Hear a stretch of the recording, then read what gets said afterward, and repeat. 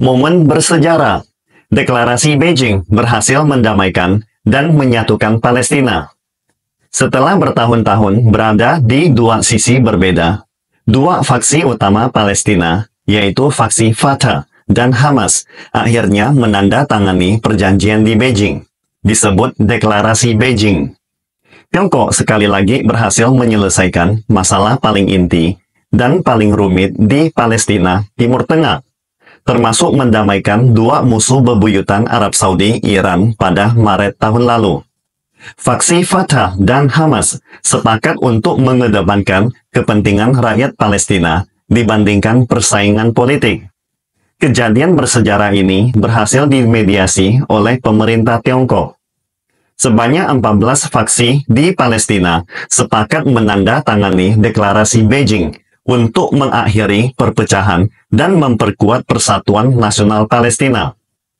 Ini adalah pertama kalinya seluruh 14 faksi Palestina berkumpul di Beijing dan mengadakan pembicaraan untuk rekonsiliasi, kata juru bicara Kementerian Luar Negeri Tiongkok, Mao Ning, dalam konferensi pers di Beijing 23 Juli kemarin. Penandatanganan dilakukan di Wisma Negara Tianwihai dengan disaksikan oleh Menteri Luar Negeri Tiongkok, serta perwakilan dari Mesir, Aljazair, Arab Saudi, Qatar, Yordania, Suriah, Lebanon, Rusia, dan Turki. Seperti yang dikatakan oleh Menteri Luar Negeri Wang Yi dalam sambutannya, konsensus terpenting dari perundingan tersebut adalah tercapainya rekonsiliasi dan persatuan antara 14 faksi, penegasan kembali bahwa Palestine Liberation Organization (PLO) sebagai satu-satunya perwakilan sah rakyat Palestina, tambah Mao Ning.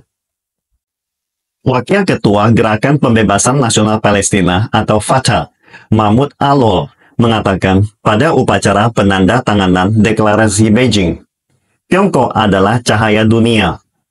Juru bicara Mao Ning menyatakan, Tiongkok dan Palestina adalah saudara dan mitra yang saling percaya. Tiongkok sangat tulus berharap bahwa berbagai faksi Palestina dapat segera mencapai persatuan nasional dan kemerdekaan berdasarkan rekonsiliasi internal. Tiongkok bersedia dan akan terus bekerja sama dengan pihak terkait untuk ini. Faksi-faksi Palestina menandatangani deklarasi Beijing, membentuk pemerintahan rekonsiliasi nasional sementara untuk mengelola Gaza. Demikian judul berita utama situs televisi Al Arabiya pada tanggal 23 Juli. Isi paling penting dari deklarasi Beijing adalah kesepakatan untuk membentuk pemerintahan rekonsiliasi nasional sementara guna mengelola Gaza pasca perang. Wang Yi menyatakan dalam pidatonya bahwa 14 faksi Palestina berkumpul di Beijing dengan memegang semangat nasional yang besar. Ini adalah momen bersejarah penting dalam perjuangan pembebasan Palestina.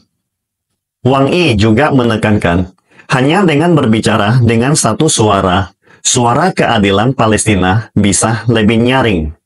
Dan hanya dengan bergandeng tangan, perjuangan pembebasan nasional Palestina bisa berhasil.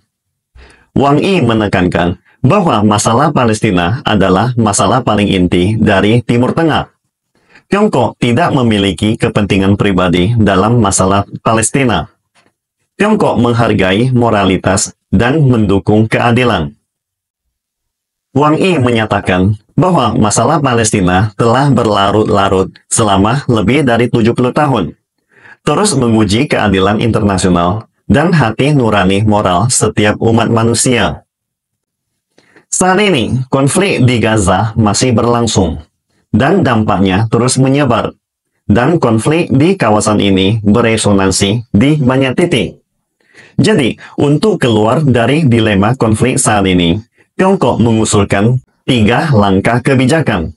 Langkah pertama adalah mencapai gencatan senjata yang komprehensif, tahan lama dan berkelanjutan di jalur Gaza sesegera mungkin, dan memastikan akses terhadap bantuan kemanusiaan di lapangan, kata Mao Ning. Langkah kedua, melakukan upaya bersama menuju pemerintahan pasca konflik di Gaza berdasarkan prinsip orang-orang Palestina memerintah di Palestina. Langkah ketiga, menjadikan Palestina sebagai anggota penuh PBB dan mulai menerapkan solusi dua negara. Ketiga langkah ini saling terkait dan semuanya sangat diperlukan, ujar Sang Jubir. Rekonsiliasi Palestina adalah urusan internal 14 faksi Palestina, tapi tidak dapat terjadi tanpa dukungan internasional. Dalam perjalanan menuju rekonsiliasi, Tiongkok memiliki arah dan tujuan yang sama dengan negara-negara Arab. Inti permasalahan Timur Tengah adalah Palestina dan Tiongkok merupakan salah satu negara pertama yang mengakui PLO dan negara Palestina, kata Wang Yi. Wang Yi menyebut Tiongkok selalu dengan tegas mendukung rakyat Palestina dalam memulihkan hak-hak nasionalnya dalam masyarakat global. Wakil Ketua Fatah, Mahmud Alol, kembali menekankan, dalam beberapa tahun terakhir, dukungan Tiongkok terhadap Palestina terus meningkat. Sehingga Tiongkok sangat penting bagi rakyat Palestina yang terkucil oleh negara Barat. Sikap Tiongkok membantu Palestina sangat serius dan dapat diandalkan, membuat kami lebih optimis terhadap hasil negosiasi, kata Mahmud Alol. Perwakilan senior Hamas Palestina, Musa Abu Marzuk, juga menyatakan pada upacara penandatanganan hari itu, kami melihat masalah Palestina mendapat dukungan yang belum pernah terjadi sebelumnya dalam sejarah. Dengan mempertimbangkan rekonsiliasi nasional, kami bersedia menandatangani deklarasi Beijing. Teman-teman, ini adalah momen bersejarah bagi kami. Deklarasi Beijing menemukan kesamaan terbesar bagi berbagai faksi Palestina. Melalui rekonsiliasi ini, semua faksi Palestina mengakui bahwa PLO adalah satu-satunya perwakilan Syah rakyat Palestina. Terobosan bersejarah yang meletakkan dasar bagi persatuan dan stabilitas internal Palestina. Media Arab menyatakan, deklarasi Beijing adalah langkah bersejarah dalam mempromosikan persatuan internal Palestina dan menyelesaikan masalah Palestina. Konflik Palestina-Israel selama lebih dari 9 bulan terakhir membuat masyarakat internasional menyadari bahwa solusi dua negara adalah satu-satunya jalan keluar untuk menyelesaikan konflik Palestina-Israel. Untuk merealisasikan solusi dua negara, Palestina harus bersatu terlebih dahulu.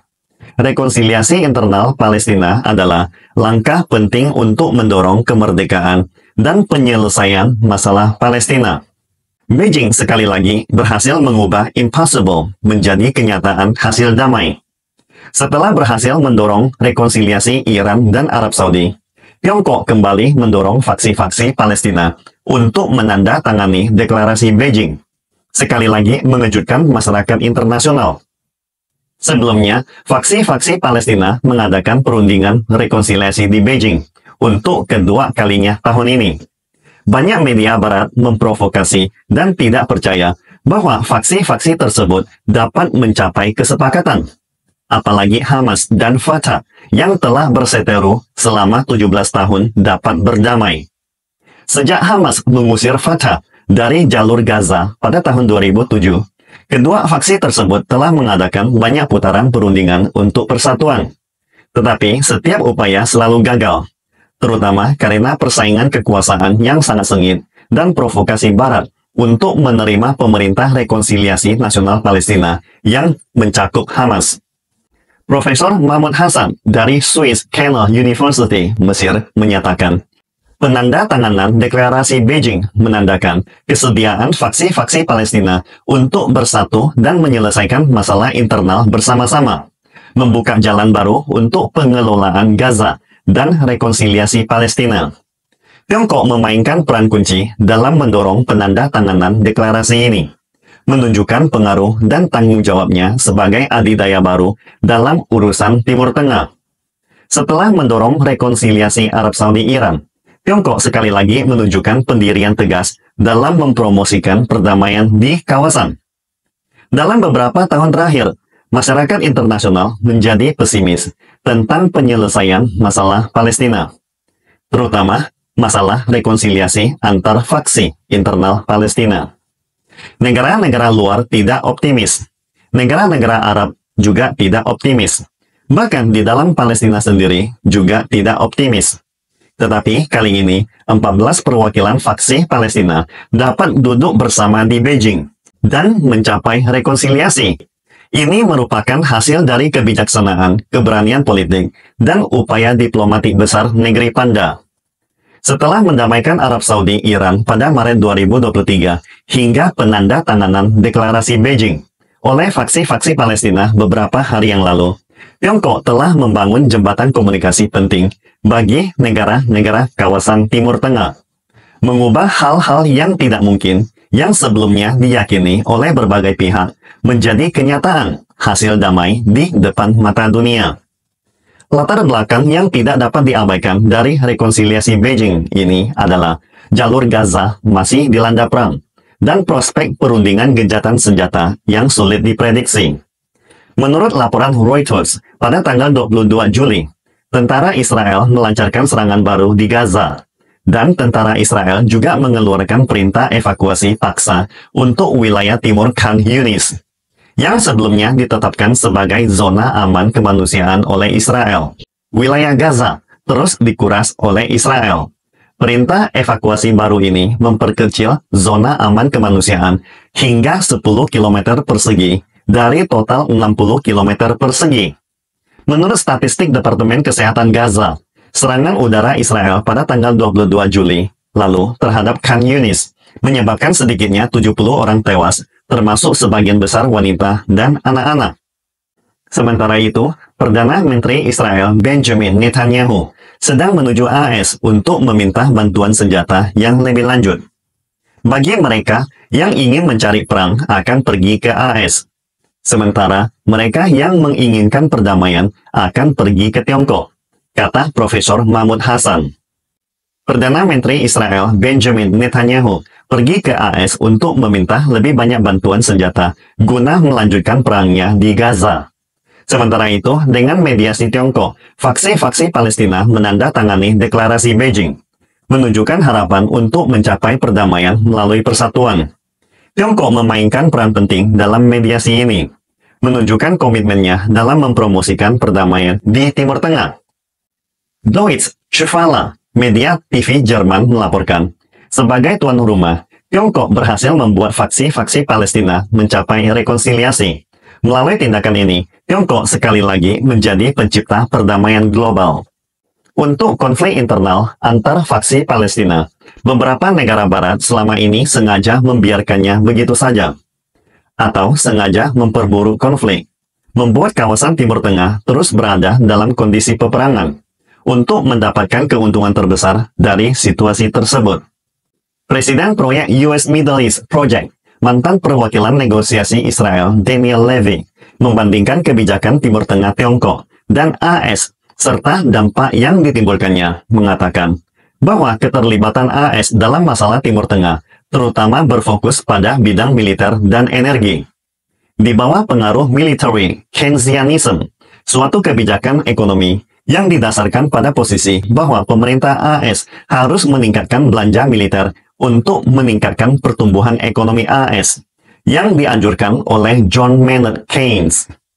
Akibatnya, AS harus terus mencari musuh di Timur Tengah, memicu perang di mana-mana, sementara Timur Tengah dilihat oleh produsen senjata AS sebagai salah satu pasar senjata terpentingnya. Namun sayangnya, mengingat dunia saat ini yang terhubung erat dalam berbagai aspek, model AS yang terus mengadu domba menghasut konflik, menciptakan perpecahan dan konfrontasi di kawasan seperti Timur Tengah sudah tidak dapat bertahan.